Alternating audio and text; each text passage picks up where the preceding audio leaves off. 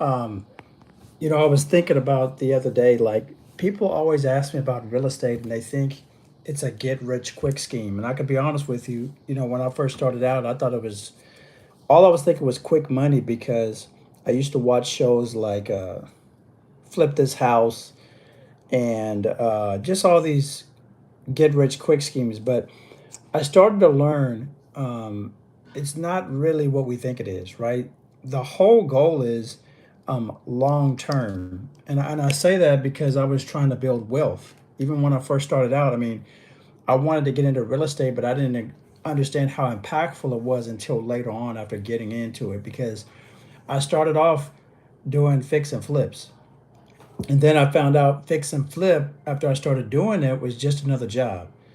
Wholesaling wasn't big back then when I first started out. It was mainly just, uh, like I said, fix and flip. So anyway, I did that for about 3 years, and then I started to find out, man. Like I said, I just created another job, and I didn't want to do that. I already had a job. I was working at the plant, so working 12-hour shifts, and I was tired of it. Then I went back and started to regroup and started to learn some more information, and then I heard something about the buy and hold strategy. Right? I found out when you buy these properties and then rent these things out and hold on to it long term, there's so much more you can get out of it.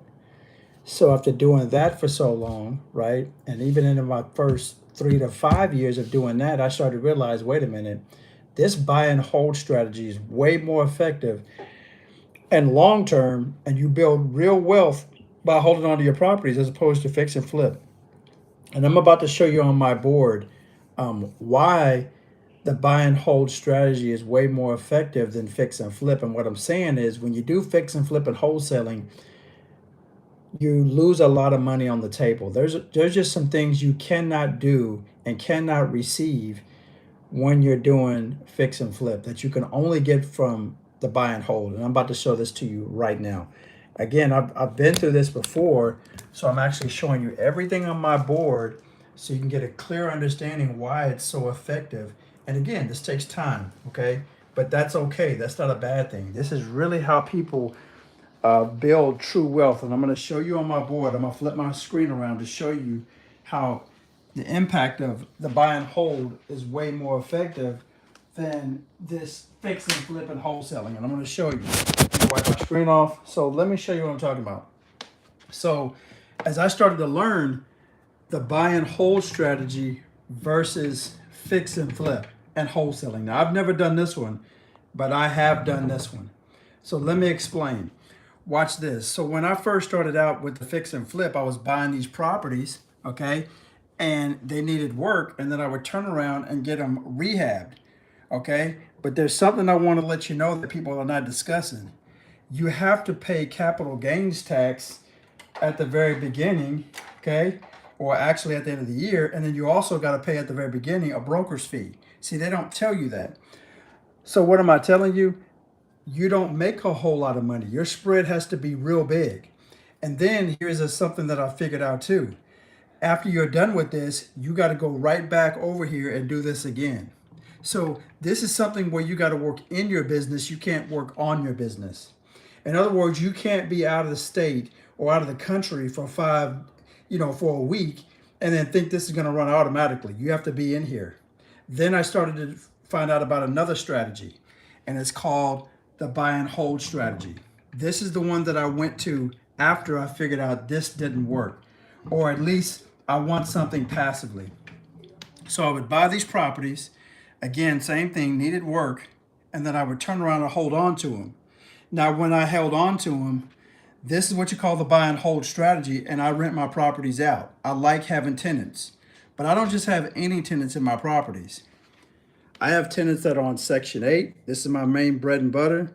I also do traveling nurses, insurance companies, and event spaces. I don't do that much Airbnb. To me, this is an old strategy, okay? But these other ones, this one being my main one, is way more effective. And through this, I get something called passive income. I don't have to go to work. My money comes to me passively every single month because I use these strategies right here. Mainly this one, all right? Mainly this one right here. So as time goes on and you have these assets, okay, because it is an asset, it's going to go up in value. All right. It goes up in value. And that's something called appreciation. And at the same time, my tenants are paying down my principal. I'm not doing it. My tenants are. That spread between the property value going up each year and the principal pay down, I, as the investor, get the most out of that because I get what you call equity capture. That's money right there. Okay. What I do is I take this equity capture that I have in my properties because I held on to it, and I can go out there and go get a cash out refi or either a HELOC. All I'm doing is I'm extracting and pulling out the equity out of the deal, and then I go get more real estate.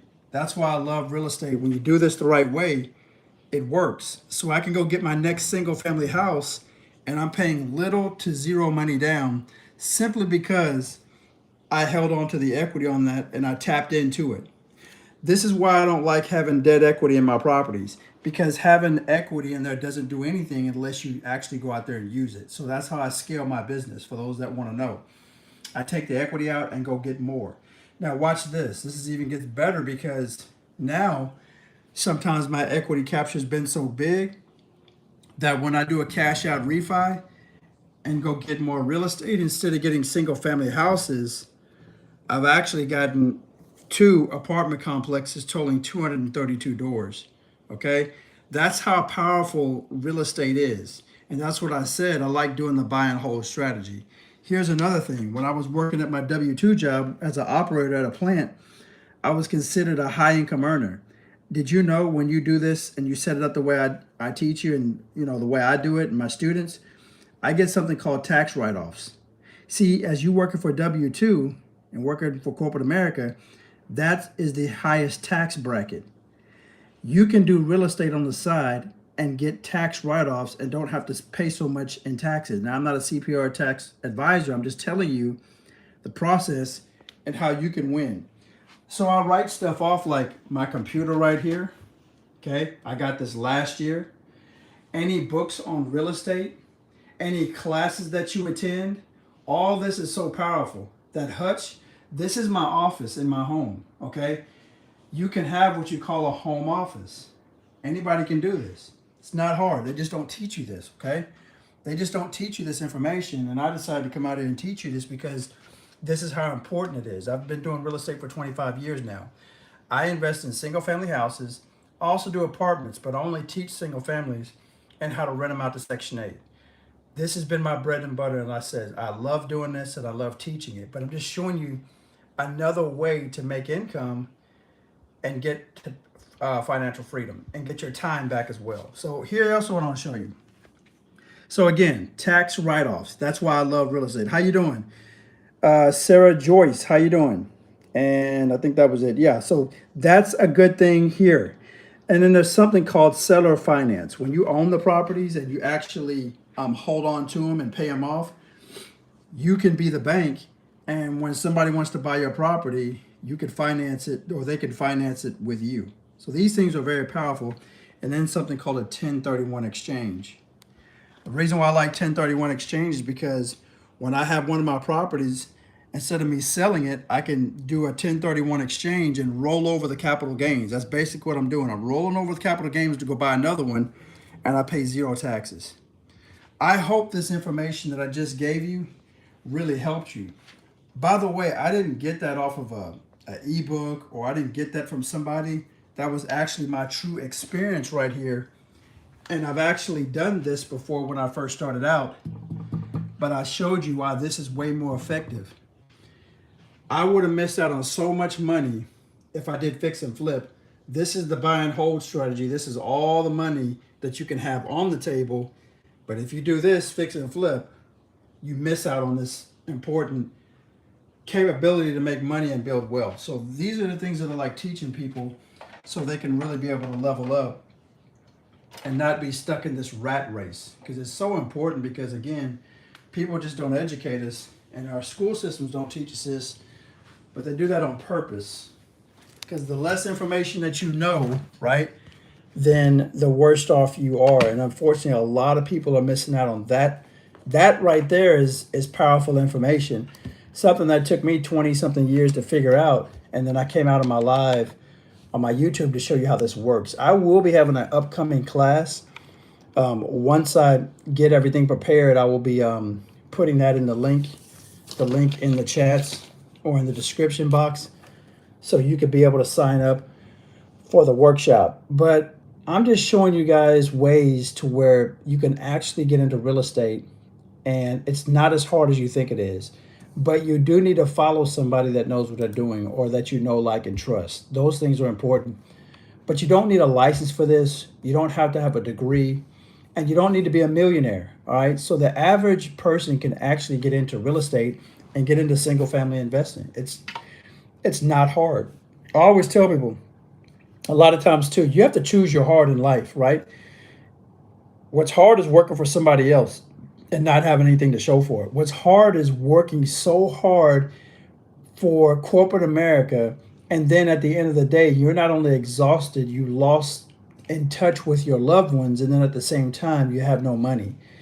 That was hard for me.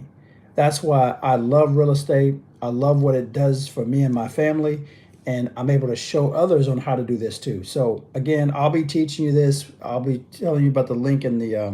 I'll leave the link in the description. But I'll be coming on here more often to teach people about real estate and how they can get into it too. You don't need to be a millionaire. You don't have to get your real estate license, or become a realtor. That's not how it works. I thought that's what it was.